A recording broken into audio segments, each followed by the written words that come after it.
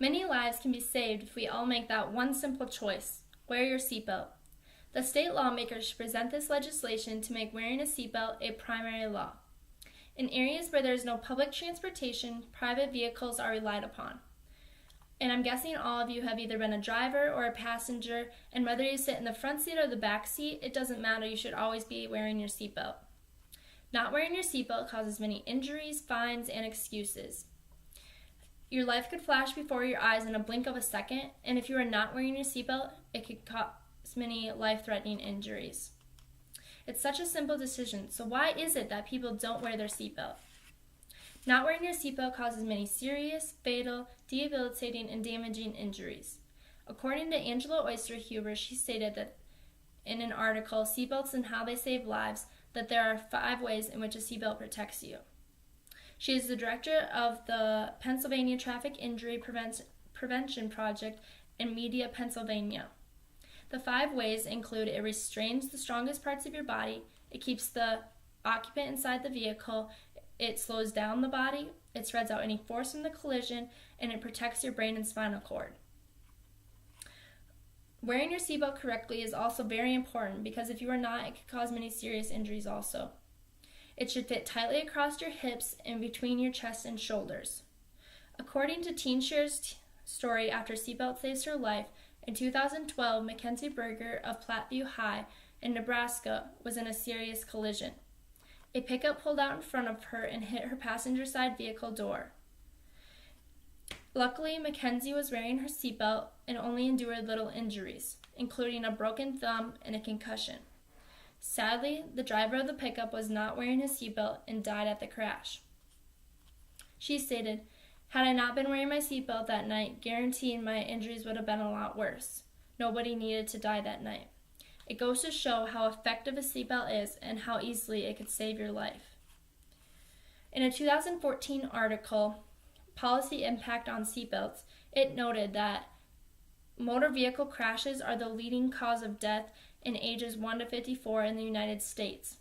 In 2014, 21,022 passenger occupants of a vehicle died because of not wearing their seatbelt. In 2011, in an article, Driving Without Seatbelt Statistics, it stated that 58% of teen drivers died because of not wearing their seatbelt. Teenage drivers are the most common people for not wearing their seatbelt. And why is that? They should be the people that wear their seatbelts the most because they are the newest into the driving world. But as with everyone else should be wearing their seatbelts also. Wearing a seatbelt is a secondary law, but if it were a primary law, more lives may be saved. Despite it being a secondary offense, many people refuse to wear their seatbelt. Even though it is a secondary offense, being caught with a primary offense law, stating if you go through a red light or if you are speeding and you get pulled over and you are also not wearing your seatbelt, you could also be fined. Even though the fine is only $25 in South Dakota, it's could be also a risk of your life when you get into a serious accident.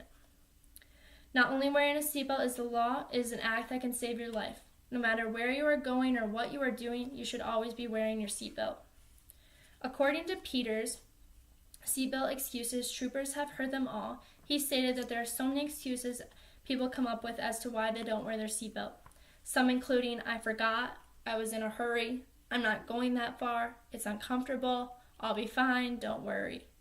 But when they get into an accident, I'm guessing those sayings would probably no longer exist.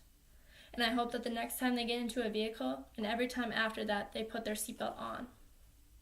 According to MSP Service Safety Tips, it was said that 80% of crashes happen 25 miles away from home and under the speed limit of 40 miles per hour.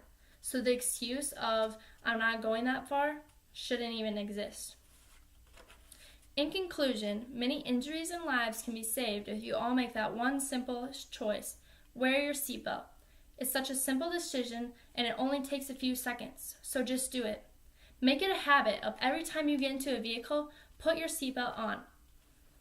Not wearing a seatbelt causes many injuries, fines, and excuses. There shouldn't be any excuses anymore as to why you don't wear your seatbelt after seeing the statistics of people dying because of not wearing their seatbelt. The state lawmakers should present this legislation to make wearing a seatbelt a primary law.